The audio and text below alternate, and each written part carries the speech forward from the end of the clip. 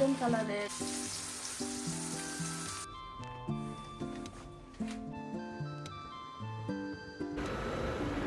ওকে,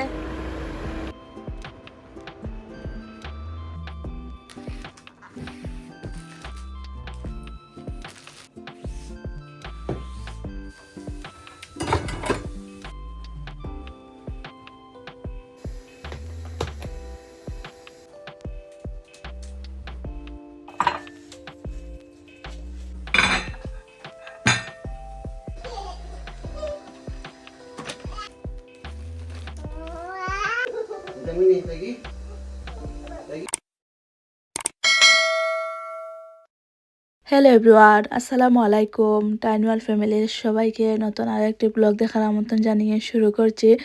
তো আজকের দিনটা হচ্ছে ঈদের পরের দিনের ব্লগ শেয়ার করব। ঈদের দিনটা তো অনেক সুন্দর গেল, সবার সাথে শেয়ার করলাম। এখন ঈদের দ্বিতীয় দিন কীভাবে যায় সেটাই সবাইকে আজ সকাল থেকে রাত পর্যন্ত দেখাবো। আজ কুরবানির মাংস আসবে, তো ভিডিও লাস্ট পর্যন্ত অবশ্যই দেখে যেও। তো এখন হচ্ছে ঘড়িতে বাজে 12টা। আমরিনকে স্কুল থেকে আনতে যাচ্ছে। সকালে আমরিনের আপুই ওকে স্কুলে দিয়ে এসেছেন, আর এখন হচ্ছে অনেক কাজে যাওয়ার জন্য রেডি হচ্ছেন, তাই আমি গিয়ে নিয়ে আসলাম।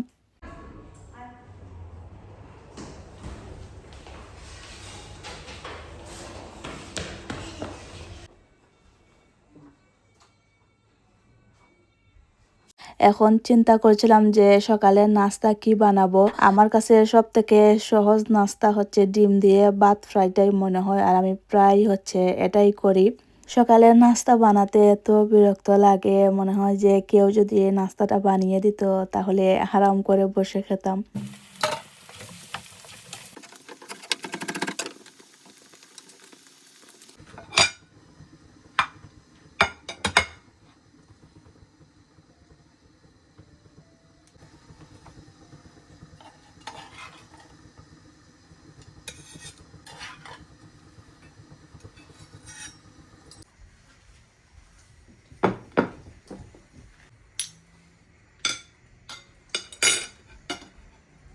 বিলাই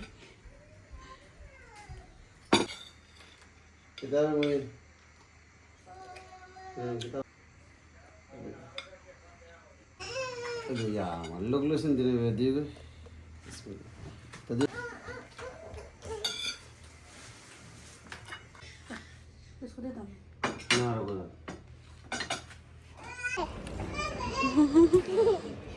লেটে গেছে তো যাই তো তাই দেখছি।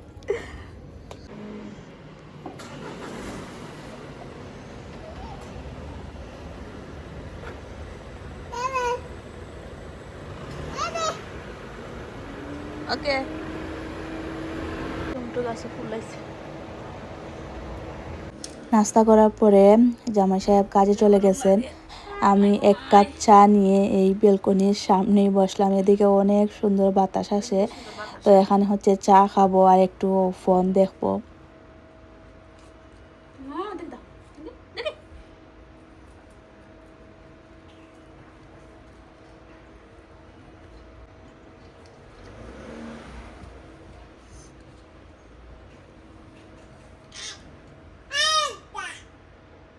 ঈদের দিন সেন থেকে আমার যে পার্সেল এসেছিল এটা এখন ওপেন করব। আর ছেলে মেয়ের জন্য যে সামারের কাপড় চোপড় কিনেছি এগুলো স্টিকার কেটে ধুয়ে দিব। গোল্ডেন কালারের স্টিলের বাটি তিনটা রাখতেছি।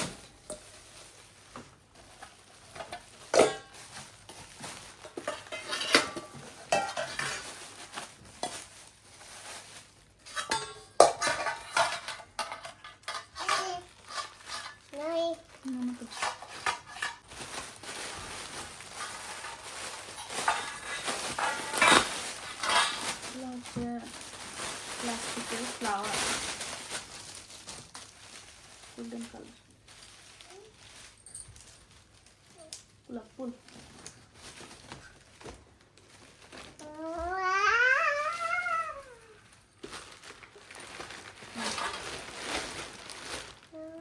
এটা হচ্ছে একটা বেড কাভার, এটা করে ওপেন এটা আমার জন্য একটা জুতা।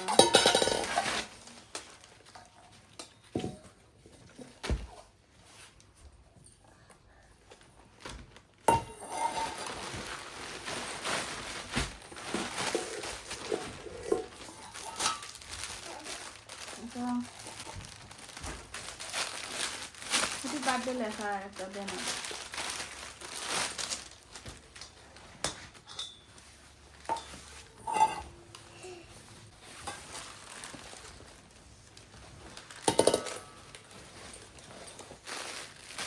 এগুলো হচ্ছে বালিশের cover.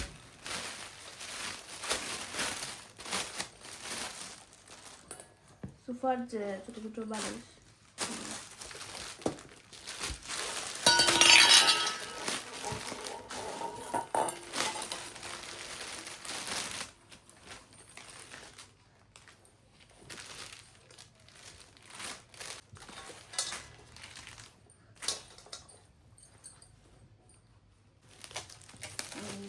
Chopper board golden colour, স্টিলের। এটা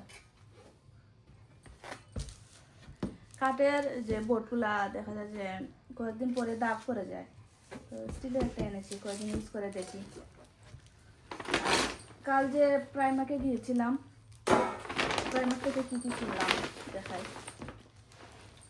এটা আমরিনে হচ্ছে খুলে ও কাপড় চোপড় রাতে সব এলোমেলো করেছে। আর এগুলো হচ্ছে সবগুলাই আমরিনের জন্য, বাসা করার জন্য। এত গরম পড়েছে আমাদের এখানে। আমরিনের অনেকগুলো আছে।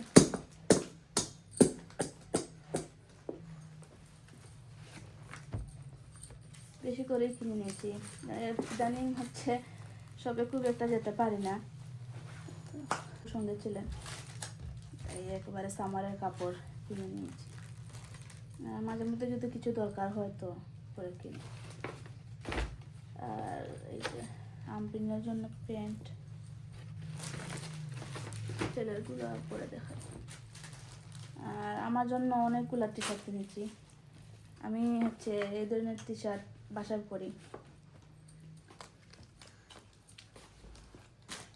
আমি দুইটা কিনেছিলাম, আমার হাজব্যান্ড পরে আরও কয়েকটা কিনে দিয়েছি।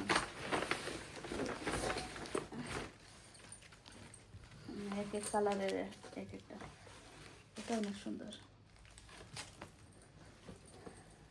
আমার এম সাইজ হয়, কিন্তু আমি এল সাইজ আনি। বাসায় একটু বড় কাপড় পরলে আরাম পাওয়া যায় গরমের মধ্যে। আর এটা এম হলেও এল এর মতো বড়। তো এই তো আর একটা আমরিনের, এটা হচ্ছে ছেলের কাপড়ের সাইজ পাওয়া যায় না, তো এই এক ডিজাইনের পেয়েছিলাম, সেম হচ্ছে 2 সেট কিনেছি। এটা হলো 2টার করে একটা পিসের সাইজ পেয়েছে 18 থেকে 24 মাস, 4টা কিনেছি সেম ডিজাইনের। এটা আমরিনের প্যান্ট, এটা আমার কিচেন টাওয়াল।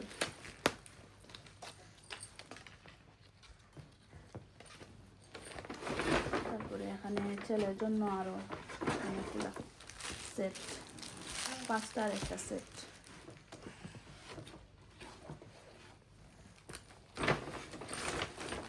এটা হচ্ছে আমার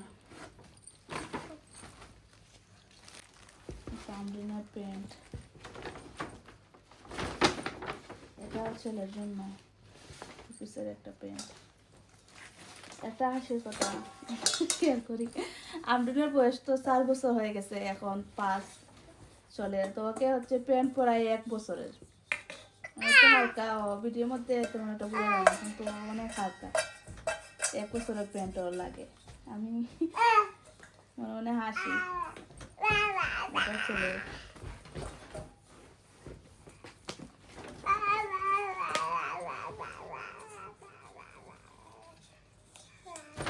আর এখন হচ্ছে আমার জন্য একটা জুতা।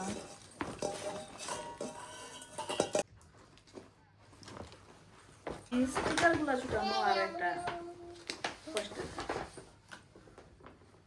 এটা ওপেন করে দেখাই।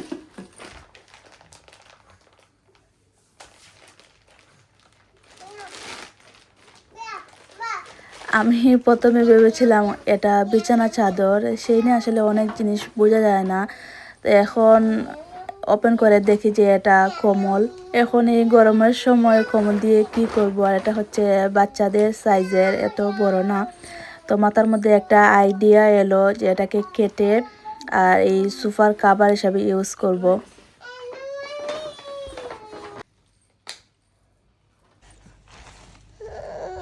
কত সুন্দর আছে।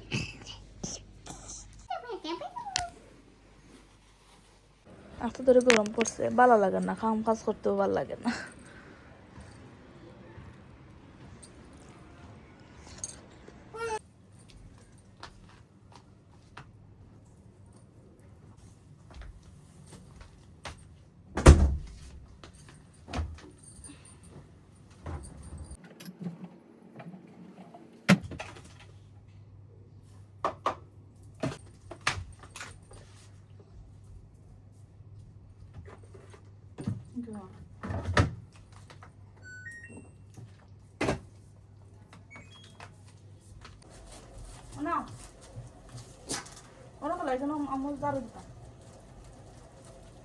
এই কম্বলটাকে আমার সোফার সাইজ করে কেটে নিই, তারপরে সেলাই করে নেব।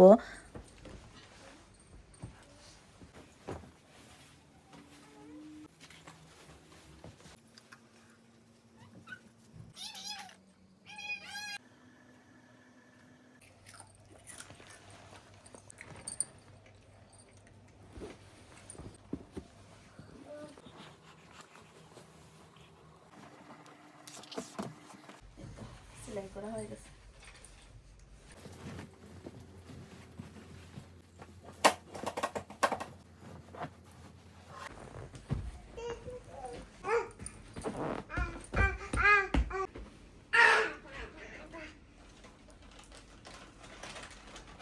এখন খুবই একটা উপকারী আইডিয়া বা টিপস সবার সাথে শেয়ার করি। এই ছোট ছোট বালিশগুলা আমার ছেলের, এগুলো হচ্ছে নিউবর্ন বেবিদের জন্য। তো আমার ছেলে হওয়ার আগে এগুলা কিনেছিলাম। এখন তো আমার ছেলেটা 1 বছরের বুড়া হয়ে গেছে, এগুলা আর ওকে ইউজ করাই না। তো ভাবলাম যে এগুলা ফেলে না দিয়ে একটু বুদ্ধি খাটিয়ে দেখি কি করা যায়। তারপরে মাথার মধ্যে এই আইডিয়াটা এলো। এই বালিশগুলা মানে একদিনও ইউজ করেনি, ও বালিশ ছাড়াই হচ্ছে 6 মাস ঘুমিয়েছে।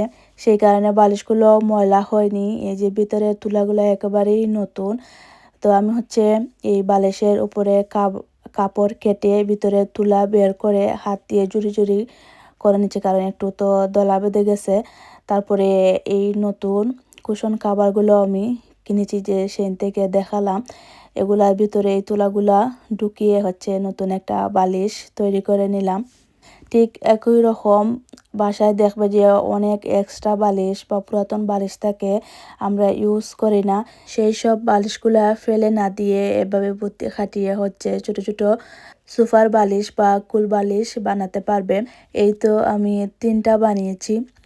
আইডিয়াটা কীরকম লাগলো অবশ্যই জানিও। আমাদের এখানে এই ধরনের ছোট ছোট বালিশ বা বড় বালিশের অনেক দাম। তারপরে সেই না তো সব কিছুই সস্তা, কিন্তু বালিশের অনেক দাম, 15-20 ইউরো। আর আমাদের লোকাল মার্কেটে তো এর থেকে আরও বেশি দাম। প্রাইমার্কে তো সব কিছুই সস্তা, কিন্তু এই যে ছোট ছোট বালিশের কিন্তু অনেক দাম। একটা বালিশ 11 বা 12 ইউরো করে। ধরো 10 ইউরো করেই যদি হয়, তাহলে 3টা বালিশের দাম 30 ইউরো। আমি 30 ইউরো বাঁচিয়ে দিলাম। এখন টেবিলটা পরিষ্কার করছি, তারপরে রুম ঝাড়ু দেবো, মুছবো। রুম ঝাড়ু দেওয়ার আগে ভাবলাম যে কিচেনটা একটু পরিষ্কার করি। সকালে খাওয়ার পরে অনেক থালা বাসন ময়লা হয়েছে, এগুলা ধুয়ে নিই।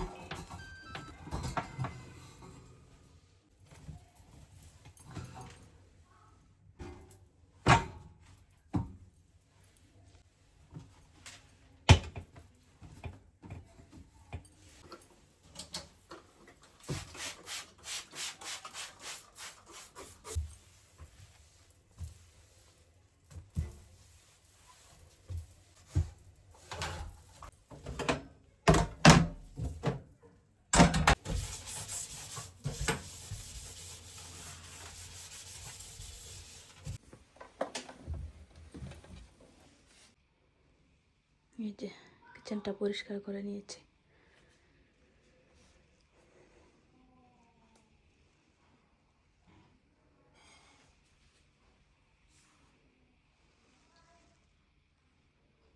কিচেনের কাজ শেষ, এখন অনেকগুলা শুকনো কাপড় আছে, এগুলা ভাঁজ করব।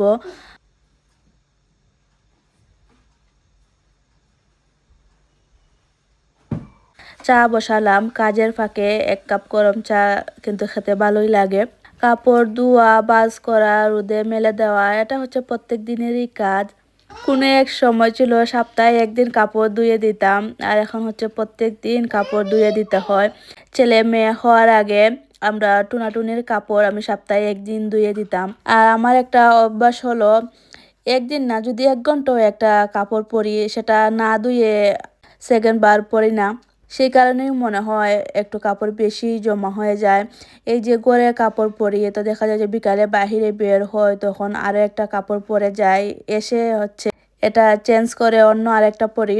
তো এগুলা পরে পরি না, পরের দিন হচ্ছে ধুয়ে দিতে হয় বা ধুয়ে দিই। তো আমার হাজবেন্ড হচ্ছে রাগ করেন যে আমি প্রত্যেক দিন ধোয়া কাপড় ধুয়ে দিই।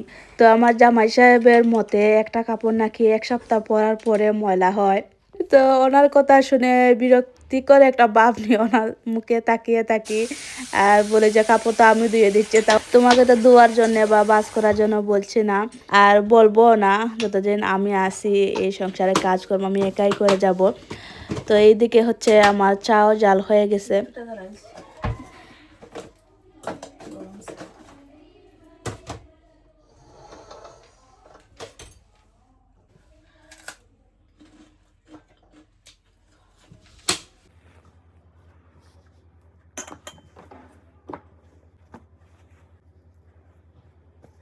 তো হাতে সময় আছে, তাই ভাবলাম যে হাজবেন্ডের কাজের কয়েকটা শার্ট ইস্ত্রি করে রাখি।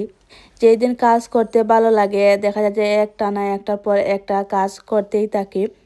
আর যেই দিন শরীরটা একটু টায়ার্ড থাকে বা কাজ করার তেমন একটা মুড থাকে না, তখন দেখা যায় যে এত বেশি করি না, যেটা না করলেই না সেগুলাই করি।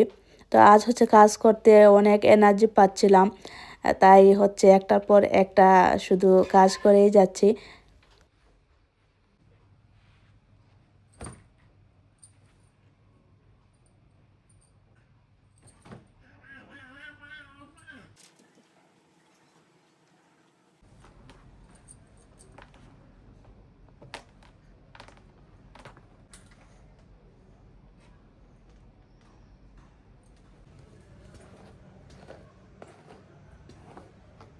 দুইটারে গোসল করিয়ে দিলাম, আর এখন তো সামার টাইম, অনেক গরম।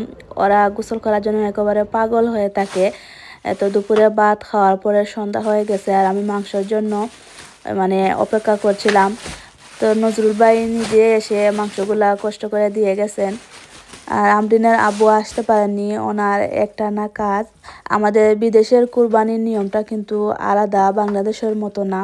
ঈদের পরের দিন কুরবানির মাংস আছে, তো এগুলা হচ্ছে অনেক বড় বড় সাইজের।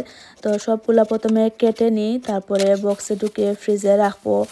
বাংলাদেশেও কুরবানি দিয়েছি, আর এখানে দেওয়ার কারণ হচ্ছে এই ফ্রেশ মাংসের জন্যে। এই মাংসটা খেতে কিন্তু আলাদা একটা টেস্ট থাকে।